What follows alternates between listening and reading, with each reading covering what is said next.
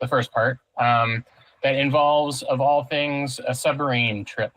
As you can see from our slightly more nautical backgrounds. We went with the thematic. Every once in a while, a fish swims into my ear, which is a little weird, but you know, it can happen to the best of us. Yep. So there is we don't want to give too much of the story away, obviously, but this, much to Verity's chagrin, this adventure involves a lot of traveling, and one of the earliest trips that you take is across, sort of from the last point of true civilization in the northern parts of Wesden, and travel across underneath some frozen ice to get to sort of a adventurers camp where you're going to be journeying on to your next thing. And you have the option of some other ways to travel, but the way that we provide this most interesting and cost nothing if you take them up on a certain offer is a submarine ride with a gadgeteer named Hesper. And we want to hit a few. We want this ride to be interesting, and we want to hit a few kind of ideas. I hit a few concepts along the way. Hesper will offer you a free ride if you offer to test some equipment, new gadgets that she's been working on. I think Hesper is.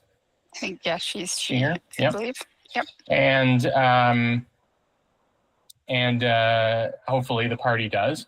But also the situation they'll be forced into using the equipment even if they said no, because they will need to help out.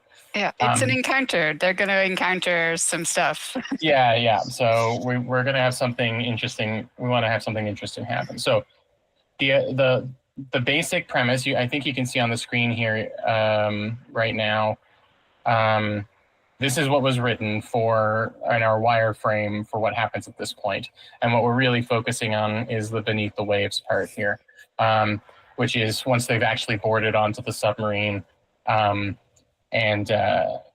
what happens to them on their journey. Mm-hmm. So the basic premise is that the submarine is going to get stuck, and the party are going to have to don some of Hesper's new diving suits in order to go outside and unstick the submarine. And then during that time, some trouble will be coming. There'll be prime targets.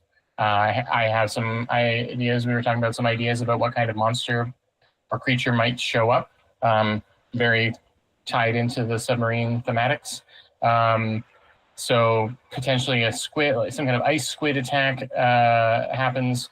And a core part of this encounter is that it's really just about getting the submarine unstuck. We would use the structure of a combat encounter to kind of keep the pressure on.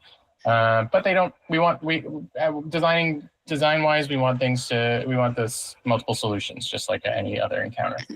They could fight off the monsters and buy themselves as much time as they want, or they could just try and get out of there without having to get into direct conflict.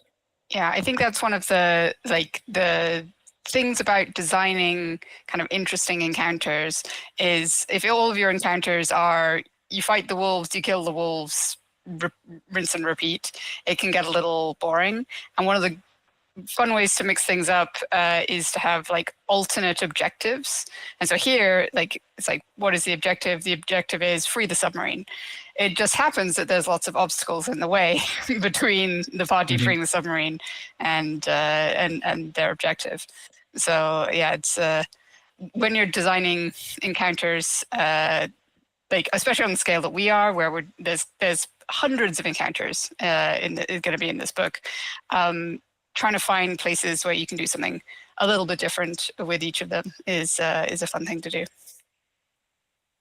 Yeah, exactly. And not that there's anything wrong with a purely combat-based encounter, but those are in the adventure too, for sure. But you still want there to be multiple routes and multiple ways to deal with it, and we've planned a few things for the greater adventure that I think will show that that you're not just hitting something until its hit points are reduced to zero. You I mean, know, that's also partly the tone of Humblewood, right? Like Humblewood is not a hit things until they're dead, like as your first assumption. That is usually not the first leap that we try to design towards in Humblewood. It is very much kind of like try to understand, try to empathize, and try to resolve. And sometimes that means throwing some fireballs around, but sometimes it doesn't. so maybe we'll start. A good place that I like to start is to come up with the things that are happening Mhm. that would be happening even if the characters weren't. Well, yeah, you know things, the pressures that are on the characters. So It's like these are the external levers that, like, as a yeah, GM, you can. part You're, one is the submarine is stuck. Yeah. That's the biggest thing. Mhm. It's stuck, can't get moving. Mhm. Two is that local wildlife is Angry. attacking. Yeah. Is hungry, sure. You're hungry, or angry, hungry. Who knows? It's Yeah, curious slash. you bring up a slash good angry. point about Humblewood's sort of vibe, because I was thinking about this today as well. Mhm. Like, why is I don't like just having monsters show up and start doing things just Mhm. because very few creatures in the wild are that level of opportunistic, and so hungry is a good option, but it could also be the thing they got stuck in is just disrupting. Mhm. That's their house. Yeah. You know, If it's a reef or something. I mean, it's a little cold for a reef, but maybe there's magic ice coral. Who knows? Yeah, we can mess around with that. Yeah. Or just the rocks being this creature's house. Yeah. And then I think the other thing that I would be limited or fragile tech. Mhm. I think in this situation, you would be trying to track how, if someone was underwater, you'd be trying to track how many rounds they've got, and spellcasting is complicated. I think that having diving suits would overcome that to a degree, but I think having a mechanic or a risk that their oxygen tube gets cut or whatever, could be a lever to pull on. I mean, kind of the background of this whole encounter is the underwater combat rules. And so it's like, obviously we'll be applying, like, those are just assumed to be applied. One of the things we might want to think about is adding any extra rules about the fact that this is a very cold underwater specifically. Like, is that going to cause any extra difficulty? The environment is environmenting. It is environmenting. It is. It always do be. Mm-hmm. And like, maybe there's ways that the players can use that to their advantage. Maybe there's things they're going to have to overcome. So there's lots of options. Then, I mean, next step for me would maybe to think about how these things can be dealt with, how they can be dealt with, and also what problems they actually cause. Right. Yeah. Submarine is stuck is really fairly obvious as far as the trouble it's causing. It's preventing you from traveling forward. But solutions are multiple. I mean, brute force is there. Like, I always like to give a brute force option for the barbarian. Sure. Make them feel good. They could just break it free of this cold, this ice coral. And then there could be, like, collaborate with the wildlife. Maybe, like, I mean, coral is a living thing. Maybe these squid have a way to. Or if it's stuck on the rocks, if you lure the squid into bashing one of the rocks, will that free the, like, submarine? Like, if you bashes enough of them, like, you realize that it's attacking. Collaborate with or trick wildlife.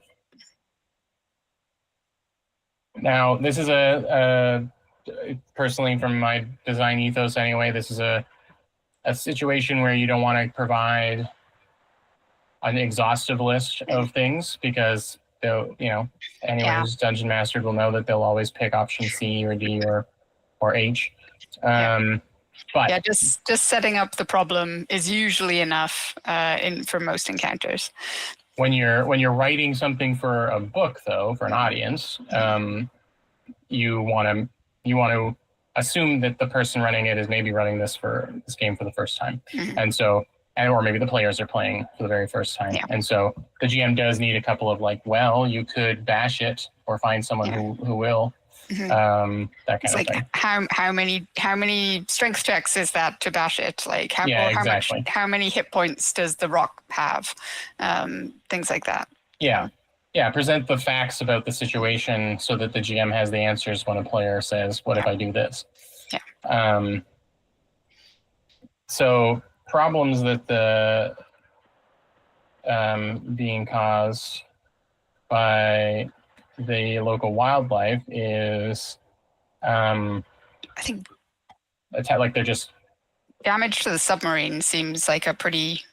That's your kind of top level. If you let this go on for too many rounds, you're in some real trouble. Damage to characters, and those are the big ones. And also just from a really mechanical point of view, it's taking up the player's actions that they could otherwise be using to free the submarine to deal with this. So we're always thinking about action economy. You want it to, if you mess up action economy in an encounter, it's going to either be really easy or really deadly. Or if things are just stalemate for too long, it ends up being a slog. Kind of boring. Using a player's actions / time. And some ways to solve it are combat, or we'll probably stat these creatures up like beasts, and so you'd be able to, speak with beasts. Animal friendship. Sway animal friendship. I don't know. I mean, for me, I'm like, I want this to be a giant squid. I want this to be a giant. But it could easily be. We could always go the JRPG route and stat out a single tentacle as a creature of its own, and have 5 or 6 of them be the issue, and they're just coming up. I mean, I do like that mechanic for multi-tentacled creatures. It's a lot of fun, and I think it also slightly guides this in the way we want it to go.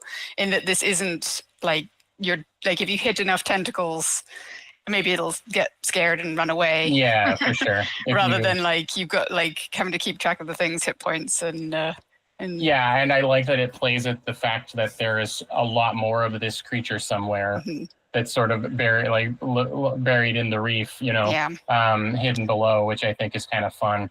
Don't octopuses have multiple brains in their arms? That seems like a fact. Each limb has its own equivalent of a brain, absolutely, so that it can and its own sensing and everything, so that that's why it can manipulate things so skillfully. Octopuses are cool. Combat, sway, animal friendship, handling. Those are the main ways, and just escaping it. Ultimately, if they focused all their time and just took the hits, they maybe be able to get out of there. And we certainly want that to be an option. Their technology. You mentioned damage sub. Would prevent the rest of the trip or cause big delays. Damaged diving suits. I think that it's rare that you have an underwater encounter where you're not worrying about all of that stuff, about the actual drowning part. So I think it would be fun to have that be Hesper is very confident in her gadget and says you're fine as long as your suit tube is connected to the sub.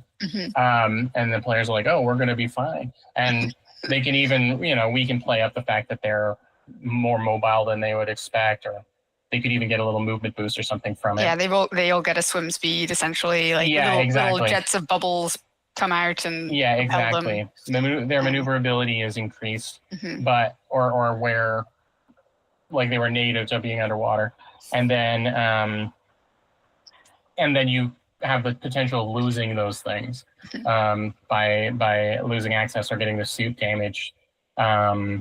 Also, it kind of acts like an armor in a way. Like if the suit is taking hits and you're not taking the hits necessarily, but if your suit dies, then you're in trouble. The suit I think would have their own, like you said, their own armor, its own armor class, and maybe its own pool of hit points. Yeah, and it almost acts like temporary hit points. Like that's probably the easiest way to track it. Is to just say like you get X number of temporary hit points. That represents your suit. Once that runs out, you lose all out the of commission. They could be a magic item that would be a way of statting out the suits, or they can just be unique to this encounter. I think keeping them experimental and just hooked up. I think you could write them out like that, but like an item. But I think making it something that they can't bring with them.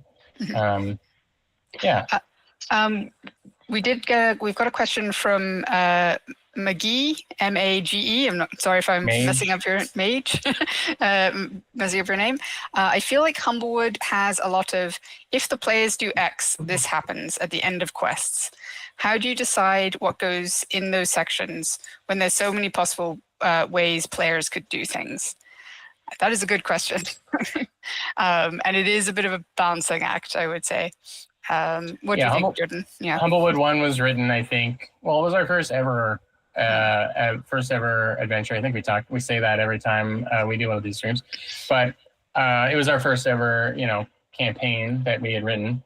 And I think from the point of view of us as newer writers to this, not new, Chris and I and the other writers of it weren't new to Dungeons and Dragons or telling these stories, but we were new to writing it down.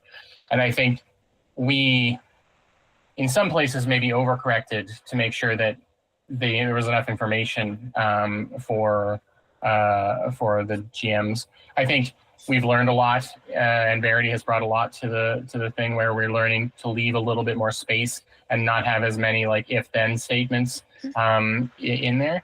But it really is about, it's judicious. There are things that are going to happen in this campaign that could alter, that have a fairly decent ripple effect to the rest.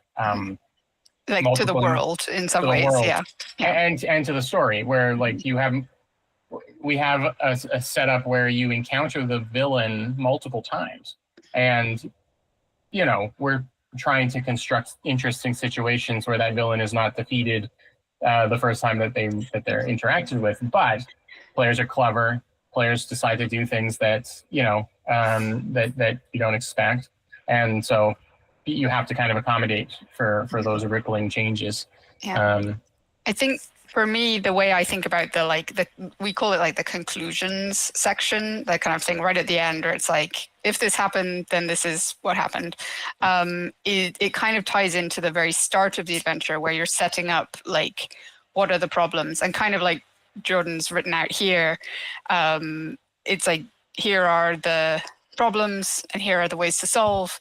So like very broadly, we'd have, like, if we were going to do conclusions for this section, it would be like, if they kill the squid, if they drive off the squid, like if they free the submarine. I don't think that's necessary for this encounter, but just on like a micro scale, just looking at it. And then depending on what they've done, they might get a reward for doing, kind of like acting within the Humblewood ethos. That's often the way things go. When we're deciding like what kind of rewards we want to have. And then just the way I also think about it is like you kind of want to give the GM a couple of like really strong arcs through an adventure. It's easy, like, or a part of an adventure if it's a larger one. So having that kind of like statement at the start of like, here's the problem, here's what you're going to find in this adventure, and then you continue that consistently all the way through, and then you hit the end and you resolve those like those problems that you set up at the beginning. And by doing that, like, sure, we just have to, like, we are writing books. We are not at your game table, unfortunately, fun as that would be, whispering over your shoulder. But we want to give like the most common, the most likely options, or at least things that will be interesting to adapt or play with for the conclusions. Exactly. Yeah. Thank you for the question. That's yeah, thank you. Yeah. While we're on questions, did we want to answer any that we got in from? Yeah, we've got a few other. Which one do we want to tackle? Okay, here's one. Which comes first? Cool monsters to put into encounters later, or encounters that inspire the creation of monsters? I would say both. Yeah, this one is definitely like the encounter we're working on today is encounter that inspires the monster. Yeah, what works? Yeah. What works well? We talked about it briefly earlier today, and then we're talking about it more live now, and we view just by talking about what the needs of the encounter, we've created a monster and a concept for the monster that is going to work there. But certainly, especially on Humblewood, I mean, it's not really a secret that there have been drawings of the villain of Humblewood 2 around for a long time, and we had an idea for who he was and what he was supposed to do. So he was sort of a creature that was designed first, and now we're working backwards from there. And I mean, this encounter that we're working on today it kind of comes out of the setting more than anything else, because we have our world map and now we're kind of filling in the gaps, really. And so it's like there's this stretch of water that the players have to cross to get from like where Humblewood is to where the first major kind of stuff in the adventure happens. And what are you going to do with a cool stretch of water? Some kind of fun water-based combat. So that's kind of where this comes out of. But then, yeah, sometimes we have like monster first. This will be a really cool monster. Let's find a really cool way to showcase it. We have been trying to focus, I think, on meeting the needs of the adventure, as opposed to inventing a bunch of monsters and individual kind of puzzle pieces first, and trying to fit them in. Yeah, it's a balance between making sure that the monsters work for the adventure that we're writing, but also will work for other people's adventures. Like we want people to be able to make up their own Humblewood adventures, because that's fantastic. And we want to give enough kind of material in Humblewood 2 that people can really play in the kind of tier 2 space with a bunch of different like allies, enemies, all sorts of things. Any of the other questions you want to tackle? I think Sam asked about balance, and I think we can maybe answer that by working more on the encounter. But a broad question, but how do you figure out an encounter will be balanced? What tricks have you come up with to keep encounters engaging, especially if they run a little long? I love a timer, and I think that can bring it back into this. I think a timer that either like is ticking down and will end and nobody winning in the situation, or an opportunity getting lost, or something beyond your ability to deal with showing up, and I think any one of those could work for this. Potentially, eventually, after a certain amount of time, our tentacle squid monster just has enough of all of this, and could be dragging the sub down or something. Or or breaches the sub, like that's a pretty bad time. And like breaches the sub doesn't have to mean total party kill, but it's going to be a real tough time. Yeah, you want to be thinking about, when you're writing an encounter, you want to be thinking, I think, about what cool moments could happen, not about necessarily how many hit points something has or how many actions it's going to have. You want to think about those things for sure, but most GMs will. I think eventually they learn to end an encounter at a cool moment more than when the thing is defeated mechanically. Yeah. And there's also like very much different types of encounter. I mean, some encounters are just puzzles that dressed up like combat encounter, like working out the pattern of a monster in kind of boss fight terms. Like that's one type. Like chase encounters, that's going to be very different mechanically and kind of how you're setting that up. And I think having a lot of different types of encounter is one of the keys to like keeping it fresh and interesting. So like every so often it is really fun to just throw a bunch of like, this is just a fight, and because you don't want to trick or get players thinking like, you want to keep them on their toes all the time. Yeah, every situation doesn't need a wild twist, Yeah. Sometimes it can be satisfying to just like use the cool powers that you have, and that's really fun.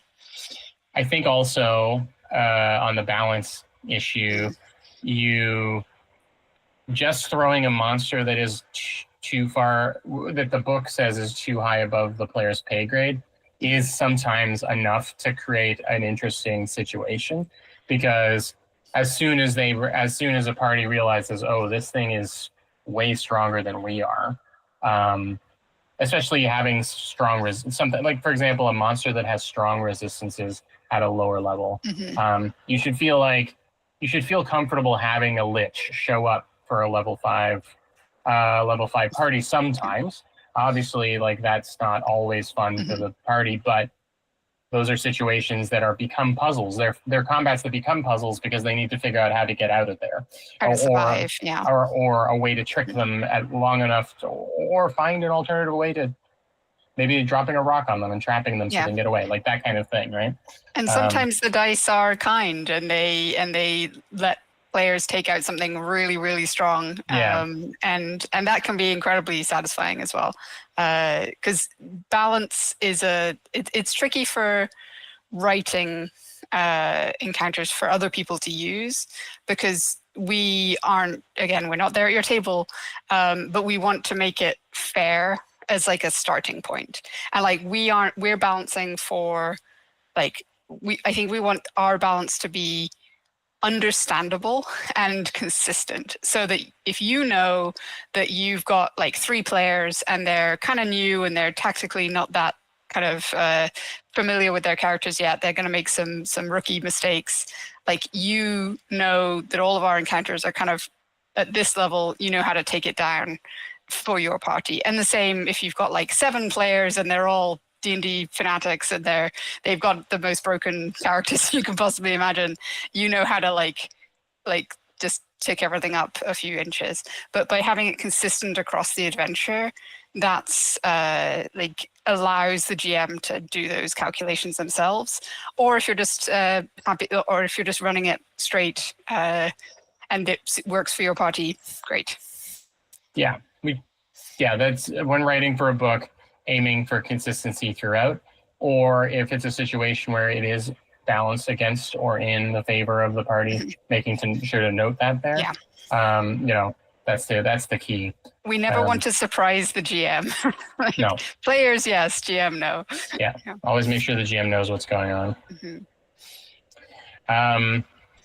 Some solutions to the limited fragile technology. I was thinking, potentially you might have a new gadgeteer character in your thing. So on-the-fly repairs could be fun, bringing in your tool proficiencies and doing what you can. And so maybe mechanics for that would be good. I mean, mending doesn't really work because that takes too long. It's going to have to be cool checks, which is fun. Magic can't save you down here. And also ditching ditching the suits because you're at a certain point, maybe they become heavy and more of a hazard to you than anything else. Yeah. And so, certainly give them the information about how quickly they can get out of them underwater, and then give a few notes on what kind of repairs would be viable. I mean, a third solution is also return to the sub. Sure. Like if you've got someone with some kind of abilities that are then maybe they can continue doing things from inside. We don't really want people inside the sub to begin with, I don't think, because we want just for the GM's sanity. But if it's like I'm going to drown or go back in the sub, might be the right choice.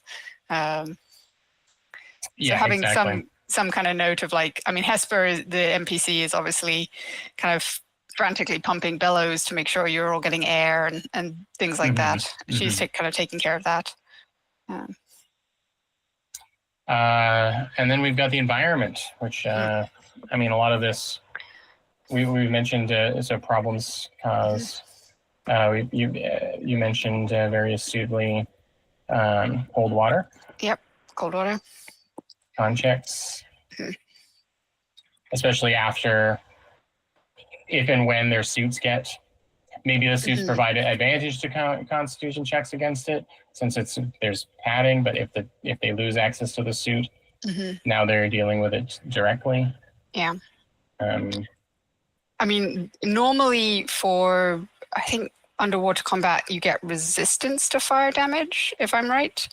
And I wonder if for our cold water, we have vulnerability to cold on top of that. It's or it doubles cold damage, because it's so cold, and if you're blasting things with cold, it's gonna just make things worse. Sorry, you cut out there. I was saying I still can't. Oh, you still can't? Am I out? Can you hear me? I can hear you. Oh no. Hang on. Okay. Sebastian says they can hear both of us. Hopefully, folks, and I'll be right back. Okay. Vamp, vamp, vamp. So yes, I will just start writing here. So normally, I don't think this is a problem caused. This is more just the environment, but we'll put it here anyway. Normally, underwater. Hey. You were muted in some place that was very bizarre. Been muted, yeah. I'm back. We're back. We're good. I was saying normally underwater is half fire damage, I think, or the resistance to fire damage. What if our cold water equals double cold damage? When you're in it. Yes, when you're in it. When you're in for it. everyone. Without the suit. Yeah, without the suit, I think. The suit lets you just take cold damage normally. Yeah. Yeah. Sure. You again gotta be careful with double damage, but it depends on what's doing. Yeah, and it also lets the party use it equally, I would say. Oh, I see. Yeah. Creatures in the are does that make sense biologically? The ice squid might have resistance or immunity to cold damage, which seems like a bit of a mean thing to do. But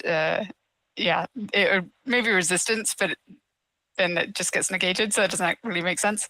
Things to think about anyway. But you definitely want to mess with these types of things.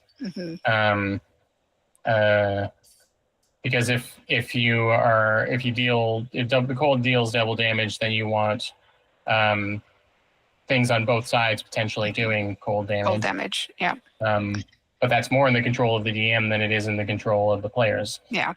So you have to be careful with that. There's also things like sharp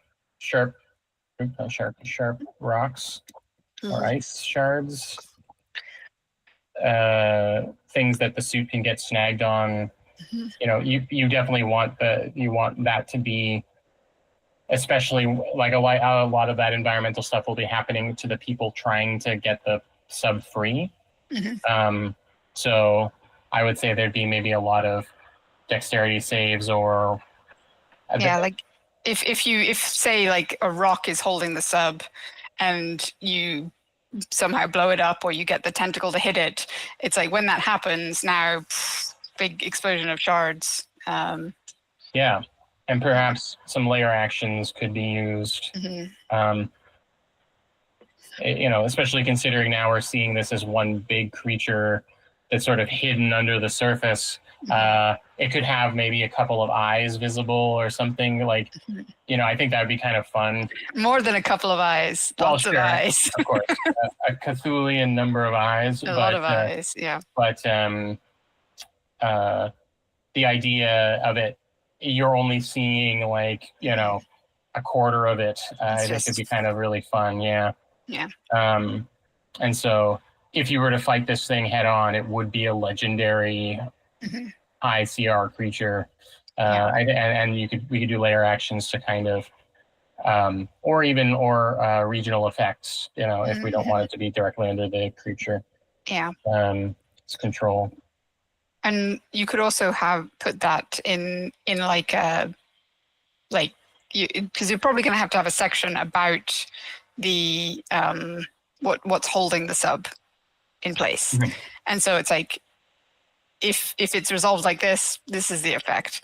If you blow it up, make some dex saves. Yeah, because then it's kind of like the party's action has caused this environmental effect. And I think it's doing it to the squid tentacles as well. Everyone's getting pelted with explodiness if you choose to blow it up. Maybe Hesper gives you some dynamite and says, out you go. Does dynamite work good underwater? I know I'm not all the depth charges. Yeah, but is that dynamite? No, I don't think so. It gives you magic dynamite. Dynamite's just a tube of gunpowder, from what or you know, explosive powder. As soon as it gets wet, I don't know.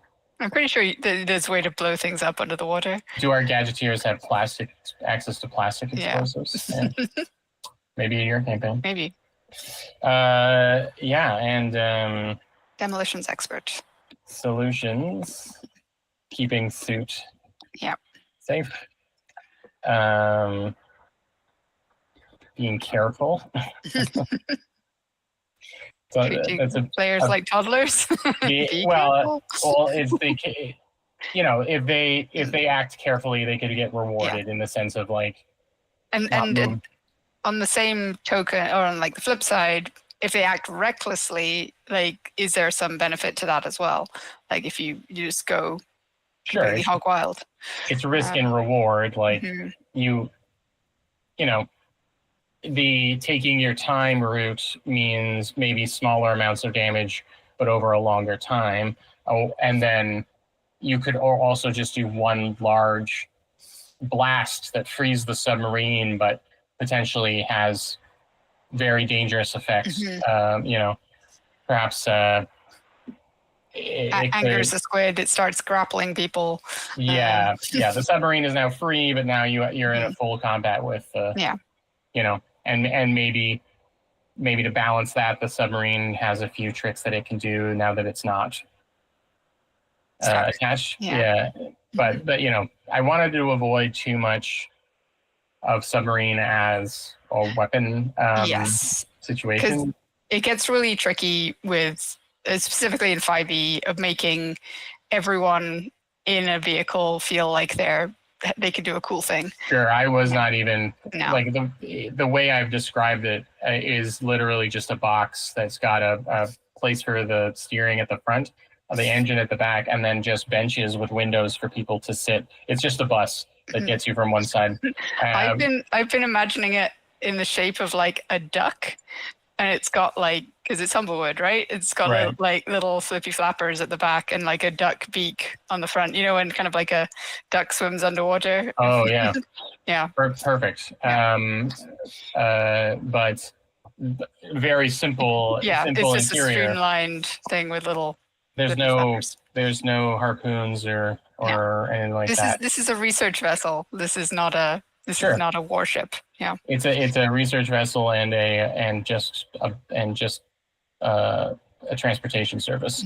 And so absolutely there can't be a lot of solutions. I don't want there to be a ton of, well, have the submarine shoot at it kind of moments. Yeah, like use your action to deal 3d8 damage. No. I don't think, sometimes that's fun. I don't think this is that. Yeah, you could have a situation where if the submarine gets free, Hesper could get an action to, maybe it's got a tow cable to throw out to somebody. Maybe, they could be waiting at the airlock to pull someone in, like get an advantage on some kind of skill checks or something. Constitution checks to escape being grappled by tentacles. Sure. Or even if I haven't decided if Hesper is able to communicate with people in the suits or not. I was thinking maybe she could yell down the pipe.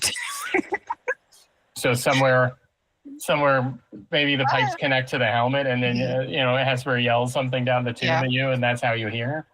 I think that's a Humblewoody enough way to get things done. And you're always getting startled by her. I think that's kind of fun. I don't know if you can yell back up the tube. Yeah. Like she can, and actually that's a fun thing of like, you can't communicate with each other, but you can all communicate with Hesper.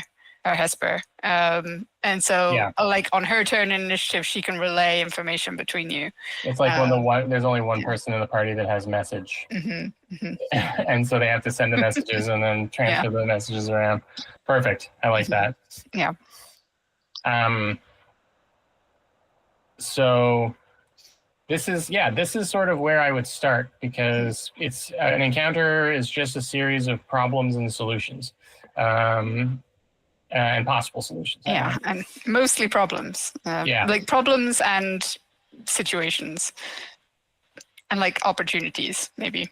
Yeah, I think opportunities is even better than the word problem, because well, I think there's problems. You have a problem, and then you have some opportunities. Opportunities is a better word than solutions, because the players are supposed to come up with solutions. Yes. But you want to give them openings. It's like setting up things in a movie, like, or in a the best movies set things up, and then the characters in the movie knock those things down because they remember seeing something, Chekhov's gun and all this kind of situation. We're building Chekhov's armory, basically. Yeah, I think the toughest part for some new designers, and still even for us, is the idea of putting the Chekhov's gun in, but then not putting when the gun is used, which is something that you just have to get used to. Yeah, and also not just putting one gun in, because people are going to take different things. People like I've built encounters even for my home game where I've like thought, okay, it's clearly this is like when I first started DMing, and I was like, okay, they're clearly going to do X. I've signposted it 3 times. They're definitely going to do X. Do they ever do X? No, never, not once. And they'll pick up they like picked up some like a 10-foot pole 3 encounters ago, and they're going to use that. Because we also, as designers, we can't predict what people are bringing to this encounter. Like we don't know what they've acquired before. We don't know their kind of experience level, and so we're just trying to make things fun for as many people as possible. Yeah, you have to plot things out, like what will happen if the players are not there or the characters are not there. That's all you have control of as a GM and as someone writing one of the books. You can propose solutions or propose potential things, but you have to really focus on the idea of just figuring out what are the non-player characters and creatures trying to do in this situation, and what happens if they succeed. And then the thing that will make players feel like heroes in this situation is saving Hesper and the submarine, and to themselves, each other, of course. But what will happen if they're not there is that the submarine just gets crushed and Hesper, Womp womp. Hesper dies in a watery grave and with no one knowing what happened, which is an incredible bummer. But and so that's why you need player characters to go and do these things. But that's fundamentally that's what you're writing in the encounter, you know. And then you're trying to think of a few questions that the GM might have or the players might have about how do I interact with X, Y, or Z. And then you put those in. And if you provide the rules for something, then the GM will say, oh, that means it's an option. And then if the players are stumped, they'll bring it up. Yeah. Which is really great. It's instead of being like, to fix this problem, the players have to do this. But instead it's like, to the rocks that it's stuck in have X amount of hit points and X armor class. Hint, hint, nudge, nudge. Yeah. You know. So now the GM knows. Oh, these are damageable. I can bring that up. Yeah. And one of the ways that we haven't really talked about yet, because so far this is very much on the kind of like big overview thing. One of the tools that we have and the GM has is the read aloud text. Because what you choose to focus on in the read aloud text will shape how the players see the encounter and approach the encounter. Like if you talk a lot about those rocks and you say like, oh, they look real, like kind of there's some big cracks in them, people are going to think, oh, I can break it. Whereas if you just kind of barely mention the rocks, or you hide the detail of the rocks right in the middle and you have a bunch of other details, maybe they're going to lose that kind of clue. So the read aloud and the text that's written to the GM work kind of in concert with each other. So that basically to give the players some little hints and nudges of like, here's some options. Go nuts. Yeah, you want to. It's like directing a movie. You don't want to. You don't. In a lot of movies, say something like Knives Out, you know, everything that is shown and talked about is going to become an important part of the story down the line. We don't have the benefit of film and you know, so you are, it's very good point, Verity. That read aloud text is shining the spotlight on stuff. The other tool that we have, which is not a tool, unfortunately, that we can use every single time, is battle maps and or like dungeon maps. Because as soon as you put a map on the table, people approach it in a certain way. They can see things. They can, like, especially like we have some really great cartographers like Sam Russell who puts like little details in there, and they go, oh, I'm going to grab that chair and do something cool with it. And that's like a whole other layer on top of encounter design. And I'm pretty sure this encounter is not going to get a map. Unfortunately, we well, we would love to map everything. It is just not practical. But like we want there to be enough detail that when the GM comes to the, like if they've got a dry erase map or whatever, or they find a map online that makes sense, that they can layer that over the encounter or pull out the details from the encounter to map it if they want to. But at the same time, you don't have to. You can just sit or mind it, and trying to like balance those two is a fun thing to think about.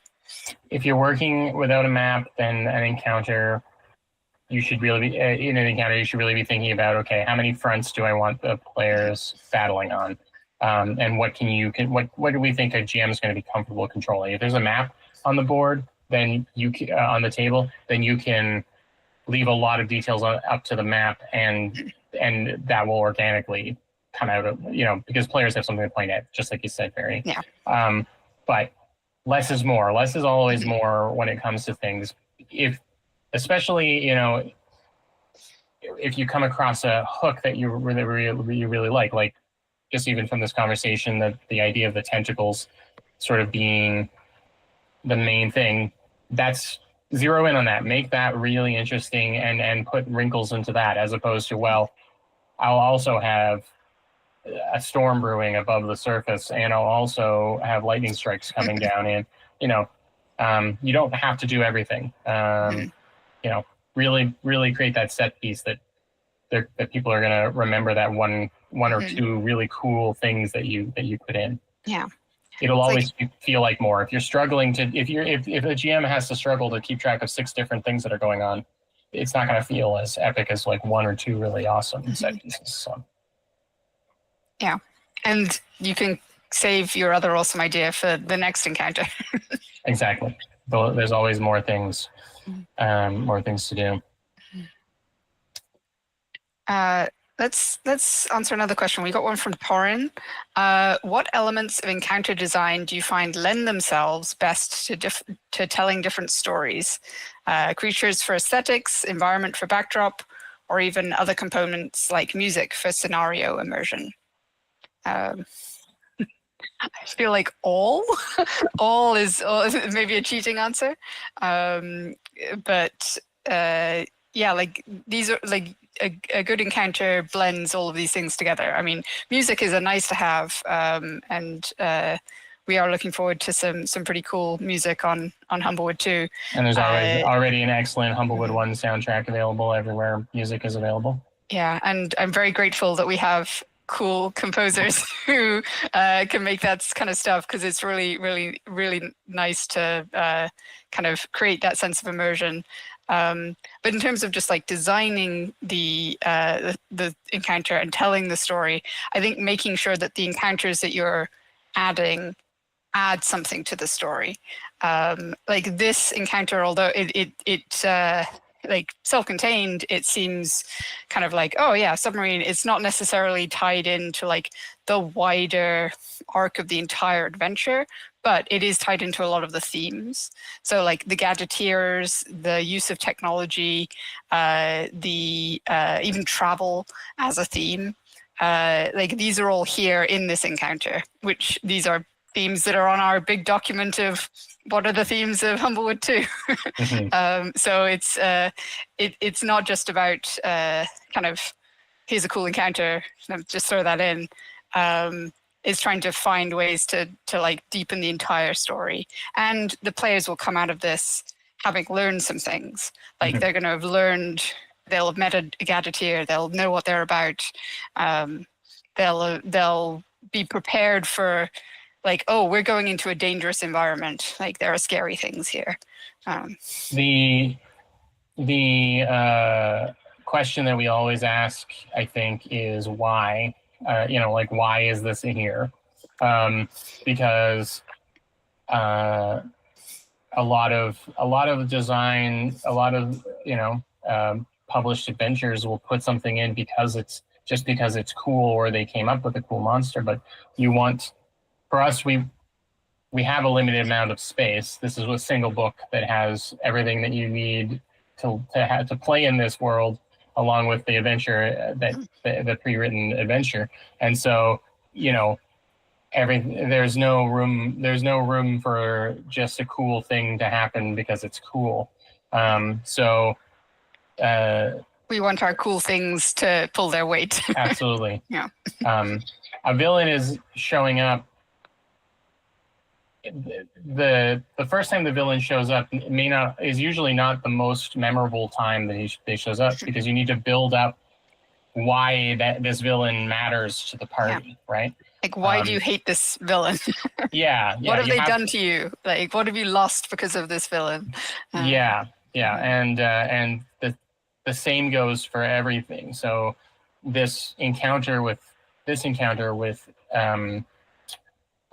is one of the earliest encounters with gadgeteering that they have, and so they may think it's sort of an innocuous kind of thing, but then they realize, oh, it damages this thing's home. It's dangerous to use sometimes if used inappropriately. That's something they may learn if they try to push it beyond what it's able to do, and what they're walking away from with it is, like you said, it's a seed of things. Your first encounters snowball into all of the other things that you're going to do. The worst thing you do is it's teaching you the rules of this world. Like, it's teaching you the rules of this adventure. Yeah, and players will pick up on a theme. They, despite me condescendingly saying be careful, they will absorb this, even if it's sort of subconsciously. But we call it folding in the cheese in the content department. You want to fold in the cheese that you've got. You don't want to keep adding new cheeses, new flavors. You want to, figure out your starting flavors. I know this is this analogy falls apart very quickly, but fold in what you have, bring in what you got before. Yeah. There's an encounter later in the adventure that I've been working on where I knew I wanted a creature to have entered a living space, like a kind of settlement. And I was really just racking my brains oh, what's this creature going to be? I was just completely drawing a blank on what it should be. And then I went away and I looked at our bestiary that we've been kind of building out. And I was like, oh, there's no reason for me to design a new creature. I have the perfect creature right here. This creature is out of its element. Perfect. It's going to be real angry. Let's stick it in the wrong place. Great. And it completely solved all of my problems. And that's kind of just using what you've got, rather than always trying to find something kind of different and new, just putting things into a different situation where you might not expect to find them. It's kind of it's a freebie, because showing it to your players once, making it interesting and memorable once is good. Having it show up again is oh, we know this. And then the characters are rewarded, the players are rewarded immediately for paying attention and remembering this thing. And they're oh, we had to do it. We had to do this to deal with it last time, and that kind of thing. And that's free. If it was a new monster with new tricks, that could also be interesting, but it's bringing something back, especially over a longer time scale. Yeah. It's one of the biggest tools in the toolbox of someone telling a story. You could always have it uses the X stat block with the following alterations, and then a bullet point list of this thing's got a broken wing. Its fly speed is reduced by half. Things like that. So it's or this thing ate a magic crystal and now it's super powered. See Shock and Stormcrag. Yeah. Well, we've got a couple minutes left. I don't know if the chat has any more questions for us, but we'll wrap up soon. This is certainly a lot of things for me to chew on, and ideas to bring in. I think the biggest thing of locking in what the stat block is basically going to be, which is just a single tentacle used multiple times. Yeah. I did have a thought about the suits, because we mentioned it might be dangerous to use. If they've got if they're powered by bubbles or whatever, that kind of gives you this better swim speed while you're wearing it and while it's active. What if you kind of have a damaging ability to discharge all of the bubbles all at once, and you can do a lot of damage, but now you've broken your suit. Yeah. I don't know where to put that. I'll put that in my solutions, but use suit as a destructive force. Yeah, because that kind of goes in with goes in with the themes that we're playing with. Got another question from Mage. Any plans to do any more Gadgeteer related design streams? Well, we've got the next couple of Gadgeteer subclasses coming up, not this month, but I think next month. So I think November is when those are going up on the Patreon. So we'll be super interested to hear what you all think of those. There's some fun and wacky stuff in there. Yeah, if there's interest, we could put out the survey for looking for questions early and really try and get people in to talk about it and ask us questions about it. We had a lot of fun designing it. our editor has been looking at it, and he seems pretty excited to play one as well, from the notes that I've seen. Yeah. So I think for me, it's one of the. I hope it's one of the coolest pulls for the Kickstarter and the book as a whole is the new class. I know that those are always sometimes a dicey proposition, but I'm really happy with what we've come up with, and the subclasses really, I think, feel distinct. They feel like they all come from the same world, but their philosophies, I think, come through. Wouldn't you agree, Verity? Like the different. Yeah, they're kind of they all work on the theme. They fall in the cheese. Yeah, exactly. Yeah, and if there are things you really want to have us talk about on the design stream, please just send us a message on the Patreon or hop on our Discord, send us a message there. We see those. So yeah, like if there's something you really want to hear us talk through and ask questions about, then yeah, just let us know, and we'll be very happy to do those. Yeah, we're at your beck and call when it comes to these. Okay, I think with that we'll wrap up. Thank you for everyone who's tuned in, and for anyone who's watching this video on demand on YouTube. We'll be back again in October. Somehow it's October again, and maybe a spooky topic. I don't know. We'll see what we can do. We'll see what's happening. All right. But thanks for watching. Thanks for hanging out. Thanks, everyone.